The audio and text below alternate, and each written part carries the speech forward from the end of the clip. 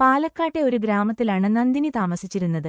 സാധാരണ കുടുംബത്തിലെ പെൺകുട്ടി. അവളുടെ വിവാഹം നടന്നത് രാഹുൽ എന്ന യുവാവുമായിട്ടായിരുന്നു.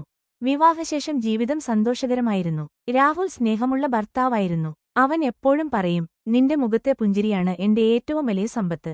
നന്ദിനിക്ക് അത് കേൾക്കുമ്പോൾ ലോകം മുഴുവൻ സ്വന്തമായതുപോലെ തോന്നും. വിവാഹം കഴിഞ്ഞ് 6 മാസം കഴിഞ്ഞപ്പോൾ രാഹുലിന് ദുബായിൽ ജോലി കിട്ടി. വലിയ ശമ്പളം, നല്ല അവസരം. കുടുംബത്തിന്റെ ഭാവിക്കായി പോകണമെന്ന് അവൻ തീരുമാനിച്ചു. വിമാനത്താവളത്തിൽ വെച്ച് നന്ദിനി കരഞ്ഞു. വേഗം തിരികെ വരണം, നമ്മുടെ സ്വപ്നങ്ങൾക്കു വേണ്ടിയാണ് ഞാൻ പോകുന്നത്. രാഹുൽ അവളെ ആശ്വസിപ്പിച്ചു. ആദ്യ മാസങ്ങളിലെല്ലാം നല്ലതായിരുന്നു. ദിവസവും വീഡിയോ കോൾ, മെസ്സേജുകൾ, സ്നേഹസംഭാഷണങ്ങൾ. പക്ഷേ 6 മാസം കഴിഞ്ഞപ്പോൾ എല്ലാം മാറി. വിളികൾ കുറഞ്ഞു, സംസാര സമയം കുറഞ്ഞു. രാഹുൽ പലപ്പോഴും തിരക്കാണെന്ന് പറഞ്ഞു. ഒരു ദിവസം സോഷ്യൽ മീഡിയയിൽ സ്ക്രോൾ ചെയ്യുമ്പോൾ നന്ദിനി ഒരു ചിത്രം കണ്ടു. രാഹുൽ ഒരു യുവതിയോടൊപ്പം ഒരു റെസ്റ്റോറന്റിൽ. ഇരുവരും വളരെ അടുത്ത്. അവൾ ആദ്യം സംശയിച്ചില്ല. സഹപ്രവർത്തകയായിരിക്കാം. അവൾ മനസ്സിനെ ആശ്വസിപ്പിച്ചു. പക്ഷേ ദിവസങ്ങൾ കടന്നപ്പോൾ കൂടുതൽ ചിത്രങ്ങൾ കാണാൻ തുടങ്ങി. ഒരു ദിവസം രാത്രിയിൽ ഒരു അപരിചിത സ്ത്രീ നന്ദിനിയെ വിളിച്ചു. നിങ്ങളുടെ ഭർത്താവ് എന്നെ വിവാഹം കഴിക്കാമെന്ന് വാഗ്ദാനം ചെയ്തിട്ടുണ്ട്. നന്ദിനിയുടെ ലോകം തകർന്നു. നിങ്ങൾ ആരാണ്? എന്റെ പേര് സാറ.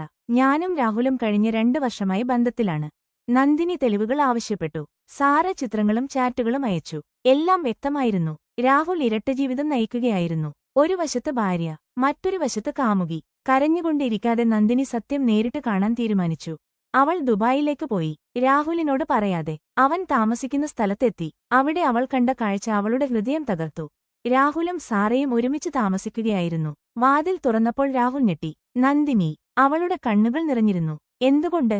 അതായിരുന്നു അവളുടെ ചോദ്യം. രാഹുലിന് മറുപടിയില്ലായിരുന്നു. അവൻ ചെയ്ത തെറ്റ് വളരെ വലുതായിരുന്നു. നന്ദിനി വിവാഹമോചനത്തിന് അപേക്ഷിച്ചു. ഗ്രാമത്തിലേക്ക് മടങ്ങി. ജീവിതം വീണ്ടും ആരംഭിച്ചു. പഠനം തുടർന്നു. ഒരു ചെറിയ ബിസിനസ് തുടങ്ങി. കഠിനാധ്വാനം ചെയ്തു. അതിനിടെ രാഹുലിന്റെ ജീവിതം തകർന്നു തുടങ്ങി. സാറ അവനെ വിട്ടുപോയി. ജോലി നഷ്ടമായി. കടങ്ങൾ വർദ്ധിച്ചു. സുഹൃത്തുക്കൾ അകന്നു. അപ്പോഴാണ് അവന് നന്ദിനിയുടെ വില മനസ്സിലായത്. പക്ഷേ വളരെ വൈകിയിരുന്നു. 5 വർഷങ്ങൾ കടന്നു. നന്ദിനി വിജയകരമായ ഒരു സംരംഭകയായി മാറി. സ്വന്തം ബിസിനസ്, സ്വന്തം വീട്, സന്തോഷകരമായ ജീവിതം. ഒരു ദിവസം ഒരു ചടങ്ങിൽ അവൾ രാഹുലിനെ വീണ്ടും കണ്ടു. അവൻ പഴയതുപോലെ ആയിരുന്നില്ല. ജീവിതം അവനെ ഒരുപാട് മാറ്റിയിരുന്നു.